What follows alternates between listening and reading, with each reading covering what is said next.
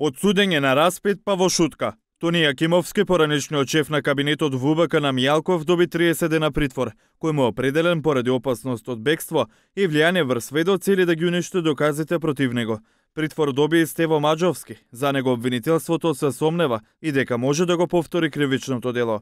Кристина Јосифовска доби мерки за предпазливост, а на распит не беше Петре Пешовски. Осумничени се за злоупотреба на службената положба и овластување.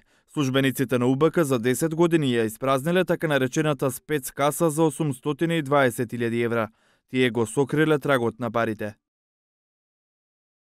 Во 172 наврати осумничените подигнале парични средства за кои поднесувале барања и постојани признаници за износите што ги подигнувале. На крајот од годината документацијата за исплата, главните книги за евиденција ги уништувале, без посебно одобрение од директорот на управата и без записник, при тоа не оставајќи примерок од прегледите, извештаите и главната книга за евиденција.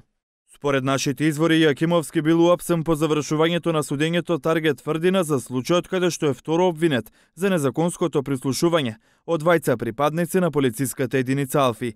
Покрај во Таргет тврдина, на Јакимовски му се суди во случајот Трезор на СЈО за незаконската набавка за опремата за прислушување во УБК. Јакимовски беше директор на СЕЛЕК, организацијата која што се бори против организираниот криминал во Југоисточна Европа. Тогаш го предложи техничкиот министер Митко Чавков. Од функцијата Јакимовски беше разрешен по предлог на МВР.